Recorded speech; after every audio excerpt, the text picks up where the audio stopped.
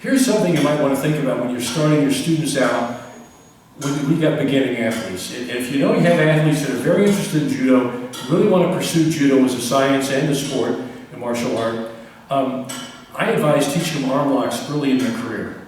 Besides the throws, which are very important, arm locks to me are like the throwing techniques only in ground fighting. And that's how important they are. We got Jenny here who started with us about a year and a half ago, and she's been progressively getting better in her jiu-jitsu. We've emphasized jiu-jitsu quite a bit, and Michaela's been training quite a bit with us. So I'm going to show you how we start our beginners in arm locks. June, from the very first practice, as they're learning their break falls, and before we even start with the throws, we get the adults, the older teens and adults, into their arm locks. We start with jiu-jitsu. This is the one we start first. Can you do spinning jiu-jitsu? Okay. So, again, and she's still learning her break falls. She's going to be learning this as well to kind of break up the monotony of just learning the break falls. Spinning jiu-jitsu teaches a lot about judo on the ground, not just the arm lock of jiu-jitsu. What it teaches, Jenny, is to spin, stay round, curl under your opponent, and always look to be very maneuverable, have great mobility. And that's what we're going to look at. So take a look, go into a spinning jiu-jitsu. Spin under, and roll over, and catch back. So you see a lot of things are happening. Go and roll back, and don't get the tap. Okay. Start again. Start from the opposite direction, ladies.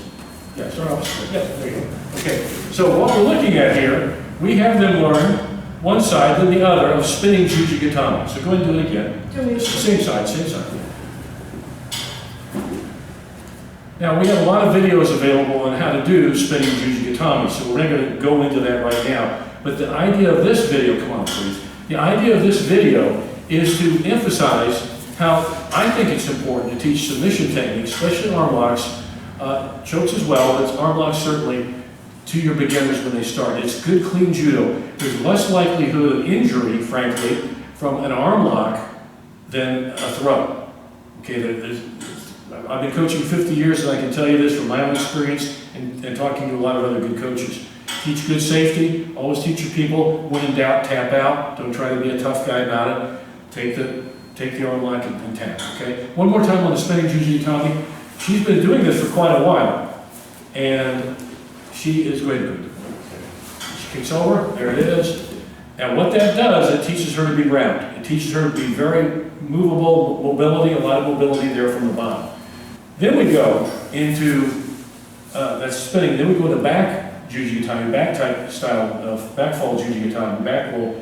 And we started with what we call a spin and stretch. So the next arm lock she would learn in the series, and she will, this will teach her to transition from a throw to the ground, to a jiu-jitsu. So what we're doing is simulating a throw. So instead of taking a lot of falls, Michaela's going to start on her knees. Okay, and Jenny's going to take a strong back grip.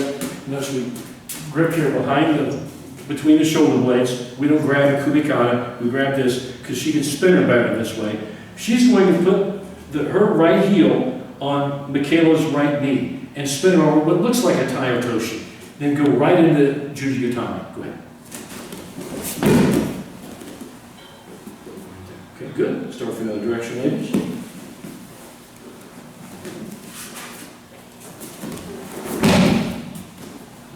Good. Okay. All right. Now, Michaela, it's confused. Jenny, start with your back to hip. Okay. Turn your back. Yeah.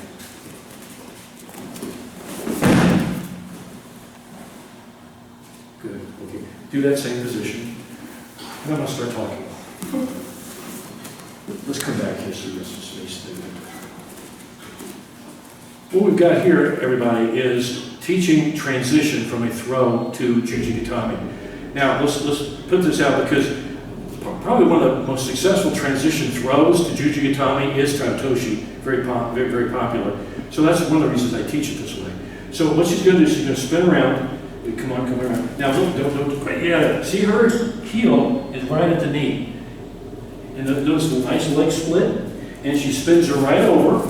And look how she doesn't kick the leg over the torso. She jams her right knee in to the arm or the rib cage area, and she rolls back, collects the arm, and notice how I finish knees together, jam this here, this over the head. Good, that's good, ladies. Okay. So that's the second one that we do in our series that we teach. And again, now when she's learning this, she's also learning some of the basic throws of judo. And she'll teach a lot of over the body throws, a lot of foot sweeps to start. She's learning those during this period of time, and she's beginning to connect how she can finish a throw right into a submission technique, jiu-jitsu. Okay, so one more we do is, we do a couple more, but one more we really do is the head roll jiu-jitsu. This is a high percentage move. It's one of those things you see in most of any weight class, male, female, and it is one of the most popular ways of doing jiu-jitsu, and because it's effective. It's effective, that's why. So let's take a look at it. So Jenny would start from the top, just like you knocked her in. Go ahead and start from the top. I'll have you come to the side. Yes.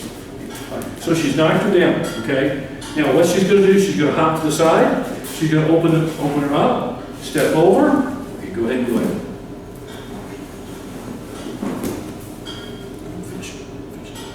There's a jiu-jitsu. Okay? Well, let's do it again. Do it from the other angle. Start in the other direction, maybe. Okay? So start from the top. Okay, she hops around. Okay. Opens her up. Okay, look in the over the head, rolls her over, kicks over, finishes jiu-jitsu. Okay, good. Could we do it where Michaela, you're facing Jake. Okay, and you're back when you do it. Okay, so I'm going to talk about this. So the reason we do this, we teach spinning jiu-jitsu, spin and stretch, we call it jiu-jitsu, which is the back roll, and then we teach the head roll jiu-jitsu. There's another one, hip roll jiu-jitsu. We teach that a little later in her career. But right now, I focus on those three applications of jiu-jitsu. So she would start, again, a lot of times this comes out of a transition, so that's how we have our athletes learn it. She's knocked her down, Michaela's down on the elbows and knees. What Jenny's going to do, she's going to come to the side, she's going to open her up, notice how she's grabbed her. She's going to step over, she'll post on her head, collects the arms, puts the knee over the head, rolls her over, finishes right into the jiu-jitsu. Okay? So it's a very active process of learning. I think teaching arm locks early on in an athlete's career is safe, number one, and number two, it teaches them to achieve more elite level skills sooner. And it teaches them good aggressive judo. It's good clean judo too. So I recommend, it's up to you how you coach your judo students, but the way we do it here at Welcome Ed, we get them into arm locks, jiu-jitsu as soon as we can while they're still learning their break.